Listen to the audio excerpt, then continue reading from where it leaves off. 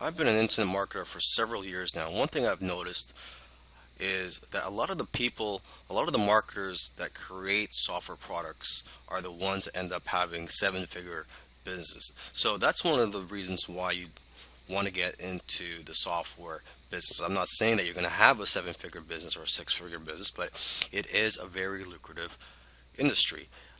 Software products, they have a higher perceived value than all other forms of digital products such as ebooks, video courses, audiobooks, etc. And another advantage to getting into software business is the barrier to entry. There's not much competition out there. If you create a software product that's, you're not going to have much competition with that compared to other forms of products. For example, if you write a how-to book on a certain topic, you're going to have lots of competition for that book. There's going to be lots of other people that's going to write something on similar topic. Okay. Now, this course will cover the following topics. It's going to cover how to come up with ideas for your software product, how to come up with the features to include in your software product, how to find software programmers to create your software product, and how to manage your project.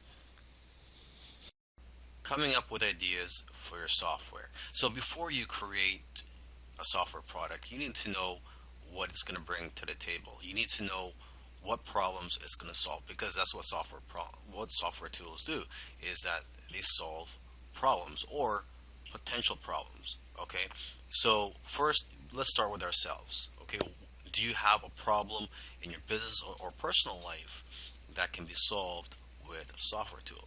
Because let's face it, if you have a problem, I'm pretty sure there's going to be other people out there with similar problems as you. Okay, so your problem is not unique to yourself. You must also know your target audience that you plan to sell your software to.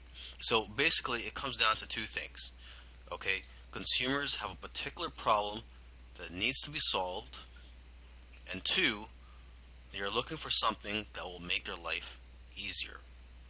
Okay, you can also look at social media, forums, and your customer base to get an idea of what types of problems your customers or potential customers have and what they're willing to pay for. Because most of the time, people will tell you what they want, and if you give it to them, they will buy it.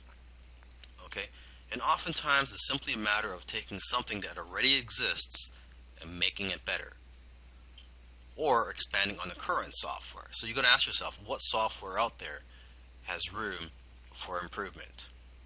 Okay, and you got to remember this: it's not about just creating and selling software products. There's a lot of money to be made in selling software products. Don't get me wrong, but it's also about knowing what software products to create. So that's why it's important to know your target audience and know what it's like to be in their shoes.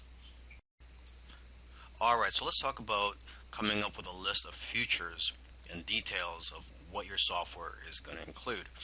Okay, you got to remember to keep it simple though, because it's not about how many fancy features and buttons that your software has. It's about how the software can benefit the user. Okay, because sometimes it's the most simple software that can become a best selling product. Okay, but before you can approach a software developer, you must have a list of features and details about the software product you plan to create. Okay, so to get ideas, you can look at other software products in a similar industry. And also, what you can do is go to a website called hotscripts.com. And this site includes programs and scripts in every popular programming language. So this is a great way for you to get familiar with the different types of software out there. And you could also read the reviews for the various software products on that site. And basically, the more knowledge that you have, the better the software you can have developed. Now let's talk about finding software programmers for your project. Now there are various sites that you can go to find programmers where they will bid on your projects, and you can select the programmers based on the best price.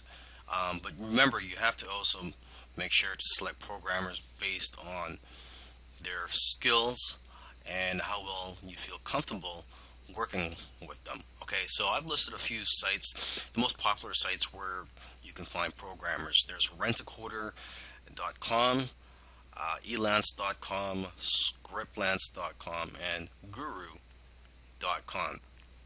And you can also go to coding forums or other types of forums where programmers hang out to find people that are passionate about creating software products. Okay, so now when you visit these sites where programmers could bid on your projects, you have to know how to present your project. So make sure to first view how other people are listing your projects and how they are describing them on these sites. Okay, and you have to also be very careful. You don't want to give out too much information about your project because you don't want people stealing your ideas. So when you first post a project, the information that you should reveal at first is what is needed for the programmer to know if your software product is something that they are qualified to work on. When you're working with your programmer, you have to be very clear on what you want and be specific with the details. So you have to make sure you've done your research already before you hire someone to start working on your project. Okay, and you should also find out how long after they finish creating your software will they be able to fix any bugs. So in my opinion, it should be at least 6 months after they've completed the software, where they could still fix anything that's wrong with your software. Another thing you want to do when you're creating a software product is not to just outsource everything to the programmer and then just be hands off. I mean, you really have to get involved and get your hands dirty if you really want this to be a successful software product. Okay, and instead of just telling them to just create your software product, you should break it down into smaller tasks so that it's easier to work on, and it'll be better for you to basically monitor the progress of your software product. Okay, so for example, you can have weekly or bi-weekly tasks or goals for them to complete to make it easier for you to manage this project. Okay, and you could also encourage your programmers or coders by giving them bonuses for doing well on some of the tasks that you give them. Okay, and you also want to let your programmers know ahead of time what your budget is so they know what to expect. And so with that being said, you shouldn't pay by the hour because it's hard to track the actual hours that they work, and that only encourages people to take their time on your project.